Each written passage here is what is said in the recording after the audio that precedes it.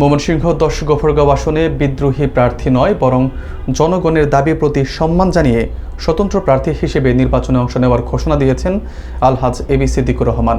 গফরগাঁওয়ে BNP chairperson ও সাবেক প্রধানমন্ত্রী বেগম খালেদা জিয়ার বিদেহী আত্মার মাগফিরাত কামনায় আয়োজিত এক দোয়া মাহফিলে প্রধান অতিথির বক্তব্যে তিনি তার অবস্থান স্পষ্ট করেন।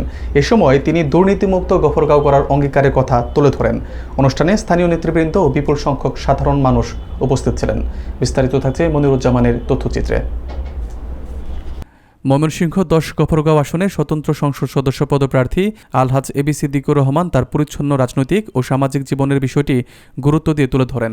তিনি জানান, দীর্ঘ রাজনৈতিক জীবনে তিনি কখনো ঘুষ বা দুর্নীতির সঙ্গে যুক্ত ছিলেন না এবং জীবনের শেষ সময় পর্যন্ত সততা বজায় রেখেই জনগণের সেবা করতে চান। গফরগাঁওকে একটি সম্পূর্ণ দুর্নীতিমুক্ত এলাকা হিসেবে গড়ে তোলাই তার প্রধান লক্ষ্য বলে উল্লেখ করা হয়। নির্বাচন নিয়ে নিজের অবস্থান ব্যাখ্যা করতে গিয়ে তিনি জানান, দলীয় উচ্চ পর্যায়ের সঙ্গে তার যোগাযোগ হলেও গফরগাঁওয়ের মানুষের চাওয়া ও প্রত্যাশাকে প্রাধান্য দিয়েই নির্বাচনে অংশ নেওয়ার সিদ্ধান্ত নিয়েছেন। তিনি মনে করেন, এলাকার জনগণ তাকে যোগ্য মনে করেই এই সিদ্ধান্তে সমর্থন দিয়েছে। এ সময় গফরগাঁওয়ের অর্থনৈতিক উন্নয়নের বিষয়ে তিনি বড় পরিকল্পনার কথাও জানান।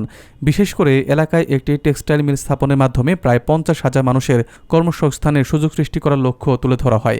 তিনি নিজের ব্যবসায়িক অভিজ্ঞতা ও অর্জিত সম্পদ জনগণের কল্যাণে ব্যয় করার কথাও উল্লেখ করেন। দোয়া মাহফিলে স্থানীয় গণ্যমান্য ব্যক্তিবর্গ, বিভিন্ন শ্রেণী পেশা মানুষ ও সমর্থকরা উপস্থিত ছিলেন।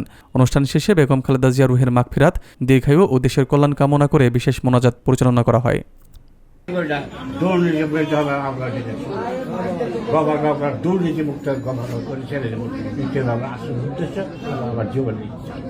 যেটা করার মতো সুযোগ পাইনি। আমি ঢাকায় কালকে কথা বলেছি, আরেক সময় আমাকে দেখেছিল কালকে ছিল,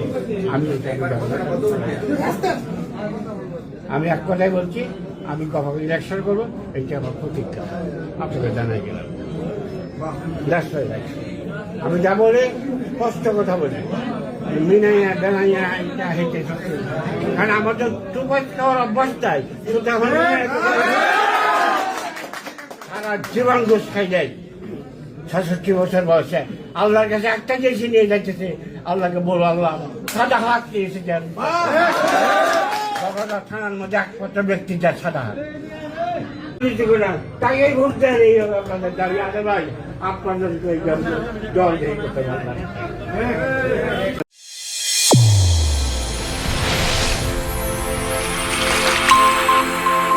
চ্যানেল A1 হৃদয় রেসপন্স।